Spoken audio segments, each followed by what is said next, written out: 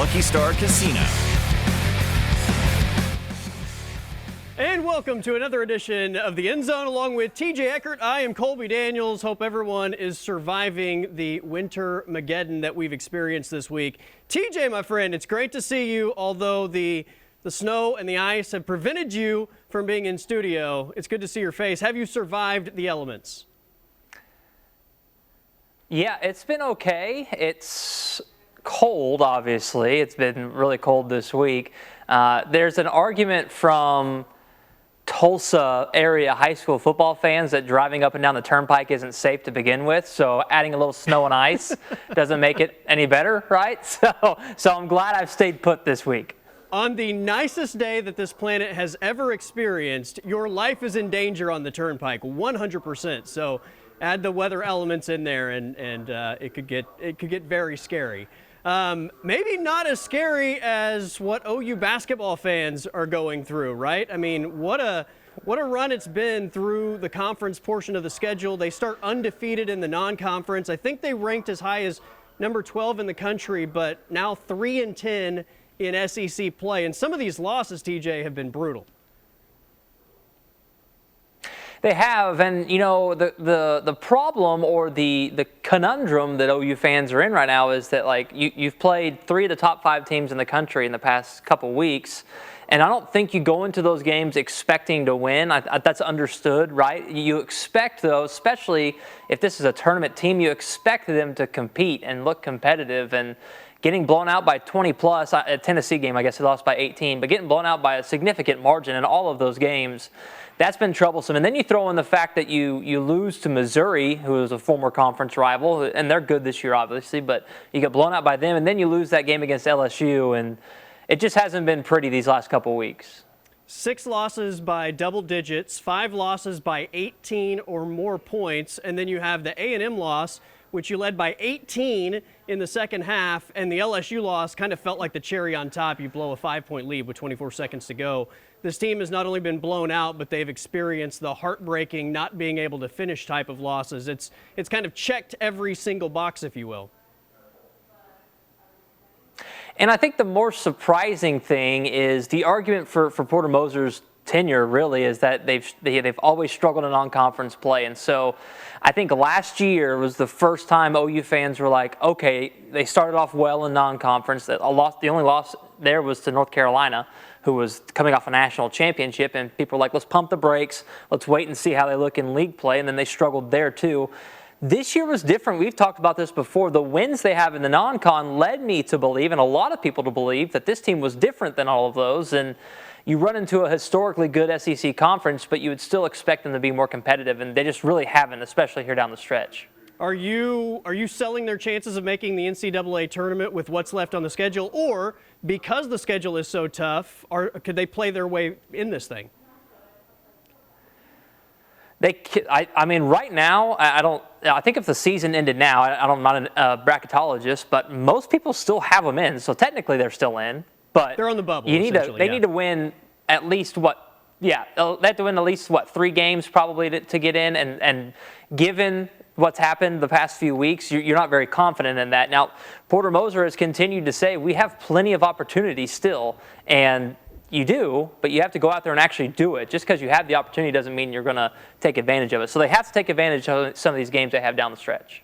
Well, for the fans that have quit paying attention to OU basketball, let's shift our focus to the second most popular sport on campus. That's got to be OU softball, who is 10-0. I believe in the latest rankings, they are number 2 in the country. And they haven't played at Love's Field yet this year, TJ. They were supposed to play in the Norman tournament beginning earlier this week. Because of the weather, it's been pushed back. So they'll have a doubleheader on Saturday, a doubleheader on Sunday, and then they'll wrap things up on Monday. But 5 games at Love's Field over the weekend into Monday. And this is a team that has passed every test so far on the road. They have, and there was some fears or concern from that first road trip out to California. They got pushed a couple times, went to extras twice. One of those was to San Diego State, and there was like this little, is this a good thing? Is this team struggling? Whatever. San Diego State's proven to be pretty solid so far in the early portion of this season. The 1-0 win against Long Beach in extras was a little odd, but then they go out and they beat Baylor twice, which was impressive to see. So you said it correctly. They've passed every test so far. And again, similar to basketball, the SEC and softball is impossible. So once they get to that point, we'll see what they look like there. Should be a lot of fun. We're going to take a timeout. On the other side, a familiar face is back in Norman, and we'll talk about the potential college football playoff format changes. That's next here on the End Zone.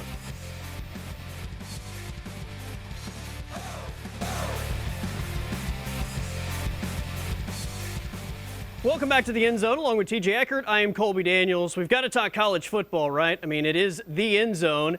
And TJ, big news this week. Somebody you are very familiar with, the Tulsa head coach, or the former Tulsa head football coach, Kevin Wilson, is back in Norman. He was the OC under Bob Stoops for a number of years before becoming a head coach in multiple stops. But Kevin Wilson now working for Brent Venables. What were your thoughts when you heard the news? I was surprised because I wasn't sure what Kevin Wilson's plan was once he got let go at TU. And, you know, he could have just kind of sat around and I know he's a big golfer. He could have just kind of been retired and played golf. And I think he's doing fine financially, so he didn't need to do this. But it makes sense, right? He's in the state of Oklahoma. He is one of his former really good friends is now the head coach down the road at OU. And they've just brought in an offensive coordinator, a young offensive coordinator, to call the plays there in a pretty high-level atmosphere and environment, high pressure for Ben Arbuckle. So it makes sense to bring in a veteran like Wilson to kind of just sit there and help him manage games and go over game plans. And he's a great offensive mind, really good, really fun to talk to about offense. So it makes a lot of sense for Venables too. Yeah, I mean, I think it's never a bad thing, right, to bring someone in that knows what they're doing. Even if Ben Arbuckle is your OC, I don't think that bringing in Kevin Wilson is a signal of any sort of clashing of heads. It's just a resource, right? And to have a resource of that magnitude available to a young guy like Ben Arbuckle, I think is extremely valuable. But the other side of this, and you hit on it with your final comment, it's a valuable resource to Brent Venables as well, who's still early in his head coaching career. And while he's being brought in, Kevin Wilson that is, as an offensive analyst, having a guy that is set in that head seat in multiple stops, I think is very valuable to a young head coach in terms of just all the different areas that you have to address a football team in. Right, and I think you could argue it makes sense for him to do something like that on the defensive side of the ball as well, right? A guy who is a defensive-minded past head coach that could come in and basically just take a little bit of the load off for him would be nice. I think what Wilson will be able to do is he can take some of the stresses off of, back to Arbuckle, take some of that stress off of him, not from a play calling standpoint because that's Arbuckle, that's what he's going to be doing. But it's going to help him during the week in terms of game planning, what to look for on film. And then Wilson's been in that exact seat before, in that exact same press box, in that same coach's office. So a lot of familiarity there. And again, if people are wondering, like, why is this something they're doing? Wilson's not the head coach at OU. He's not the offensive coordinator at OU. He's just simply, as you mentioned, the word, a resource for all those people in that office. That's becoming the popular trend, right, for coaches that are fired or move on to another location is go into the analyst role where it's not all on your shoulders, and I would imagine it probably just allows you to decompress from whatever stressful job you just left or were fired from and maybe just kind of reignite the competitive juices. Yeah, exactly. And Wilson mentioned it. I went back and listened to the press conference from when OU came to Tulsa a couple seasons ago. Really, they're both really good friends and really close, and I had some video of them on the field before the game, and they were obviously having a great conversation and laughing and enjoying each other's company. So that helps too, just having a familiar face in there when you're going through a stressful situation like we know Venables is right now. All right, let's talk about the college football playoff. We had the first year of the 12-team format this season. I thought it was awesome. I had a ton of fun watching it play out. I think we all agree that maybe the way they seed teams could be better, or if they want to expand the field, I would be okay with that as well.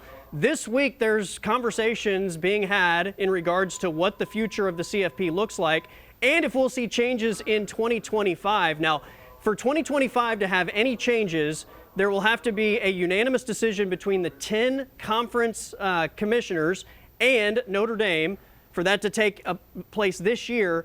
But beyond this year, TJ, if there's no agreement, it stays the same for one more year. But then it's the SEC and the Big Ten having complete control of what the format looks like for 6 seasons. Hard to believe, like, that they have this kind of power, influence, I guess is the word maybe you'd want to say. It feels like, to your point, I would imagine that the SEC and the Big Ten are trying to flex their muscles a little bit to have a change happen soon. And to your point, if you don't agree to necessarily what they want, their demands, if you will, then they have almost full control when it comes back around in a couple of years. So I would imagine they're trying to be as collaborative as possible. There needs to be some changes. You hit on them already. But ultimately what's going to end up happening is that the SEC and the Big Ten are going to look out for themselves first, and the other conferences maybe just have to play along with it. So they have full control, but I guess it's written into the contract that they have to at least get input from the Big 12 and from the ACC, which is amusing to me that you just have to hear what they have to say and then you can still go make whatever choice you want to make. I like that they had that specifically written in, that you have to listen to my point of view. You don't have to take my advice, but you at least have to hear me out. Seeing some of Greg Sankey's comments this week, I very much get the impression that they are fighting for a change to the 2025 format in exchange for maybe the SEC and the Big Ten to weigh that input a little more heavily after this season. And if the Big 12 or whoever doesn't play ball this year, I think they're going to probably be, in some ways, locked out of the conversation a year from now. Exactly. And so it's almost like, do you want to try your best to, as you say, collaborate, have your opinion heard now, and have a chance to have a say now? Or do you want to play hardball if you're one of the other power conferences and then lose basically what sounds like all of your negotiating power in a couple of years? So it's a tough situation. The SEC and Big Ten have navigated all this realignment better than anybody else, and so right now they have the leg up. And the Big 12, the ACC, and funny that we have to say all the conferences and Notre Dame, all of those other conferences and Notre Dame probably need to start getting collaborative now, or they lose that when you go in a couple of years. One of the popular formats is the 14-team format that I'll explain in the next segment. And speaking of the next segment, smash or punt. Coming up next, along with TJ Eckert, I'm Colby Daniels. This is The End Zone.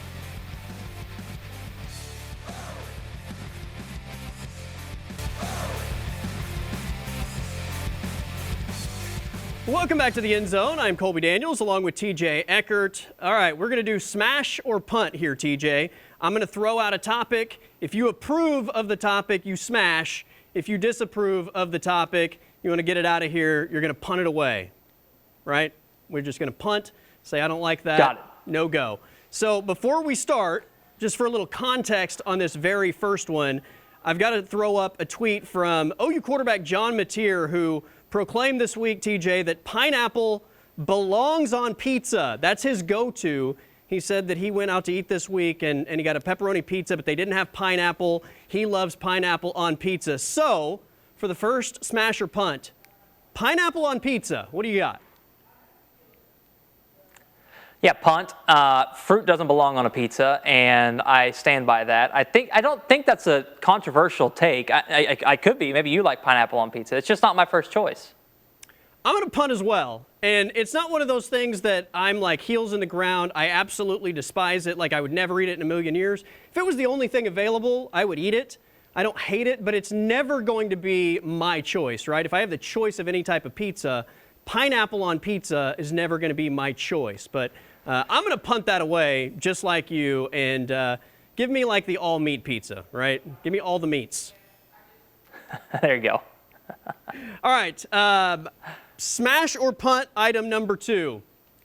OU basketball, 3-10 in conference play. It's been another pretty much like face plant once you get into conference play after a successful non-con. OU basketball will have a new head coach next season. Smash or punt? I think that what I had been saying throughout the years was if they don't make the tournament, he gets fired, Porter Moser. And so if the trend of play they've been showing the past few weeks continues, they're not going to make the tournament. I think he gets fired. So yeah, I would say that smash. We're going to smash that. I think he's going to get fired because they're not going to make the tournament. All right, I'm actually going to disagree. I'm going to punt this one. And it's not because I think that there's not an interest maybe in doing what you just said if they don't make the tournament. But we found out earlier this week his buyout is $7.5 million. You also have a head football coach that it feels like is going into a hot seat year, a make or break year, if you will. And you might have to spend a lot of money on the football program as well. I don't know that you can really afford to do both, and you might have to hold back some money to see what happens during the football season. So I'm going to say punt, and I'm going to say regardless of what happens, OU might just have to swallow this next season and get through one more year before they ultimately make a decision on basketball. Well, and they just sent out an email asking for more financial help from the alumni and the fans. So you're right. Maybe that's what they're asking for is money to help pay for buyouts. Maybe that's what it was. It could be. It could be. All right. We talked about the college football playoff in the previous segment. So a future CFP model that I guess is the one that has the most traction is a 14-team playoff, TJ.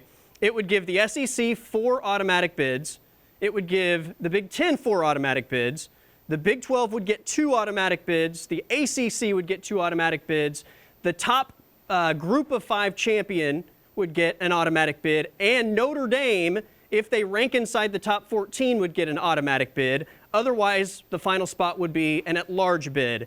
Smash or punt the 14-team model that is described as the 4-4-2-2-1-1 model? Punt.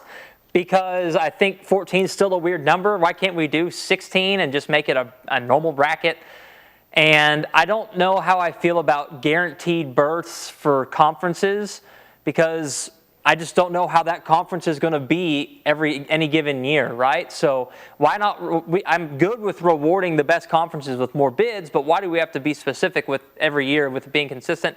I just feel like there could be a year where there's 3 Big 12 teams that are deserving, or 3 from the 8, whatever, any conference, name it. So I'll punt. But I like the idea of adding more teams. I think that for me is a given. We need to have more.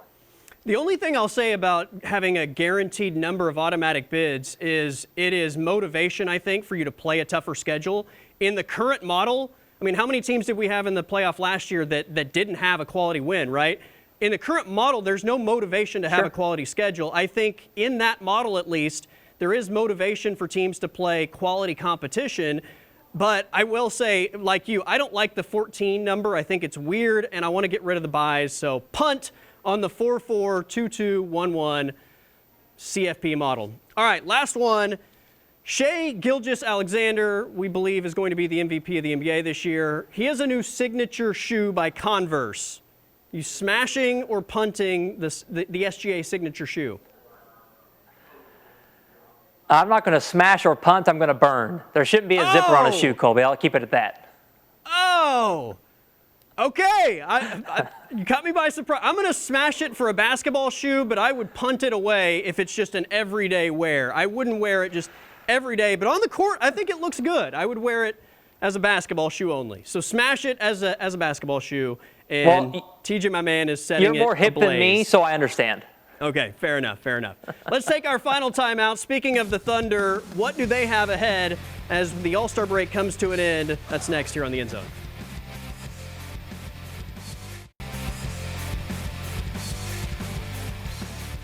All right, TJ, as we wrap up the show, the NBA All-Star break has ended. The Thunder are back in action. 28 games to go until the playoffs. The Thunder leading the Western Conference by 8 games, and they're tied with Cleveland for the best record in the NBA. I will ask you this the rest of the way. 28 games to go. Who is OKC's biggest competition in the West once we get to the postseason? I mean, nobody is the correct answer, but if you're looking at, who would pose the biggest problem when you get to the postseason, I'd probably Denver, right? Just because you got Jokic, right? Like that's probably the only one that would really give you any fear. I think the Lakers are a tough matchup, obviously, but I don't know who else they have beyond LeBron and Luka that would really give you a ton of issues. So I would say the Nuggets just because of Nikola Jokic, really. Wemby is now out for the season, by the way, so I guess write San Antonio off of that list. I would say Denver would be in my top spot 100%, and they've been playing good basketball as well. Minnesota's length, while I don't think they're nearly as talented as they were last year, their length could be an issue over the course of a 7-game series, particularly on those nights that OKC shots aren't going down. But I'm with you overall. I don't think anybody. I think the West is the Thunder's to lose. For TJ Eckert, I am Colby Daniels. This has been The End Zone. Everybody have a great weekend, and we'll see you next week.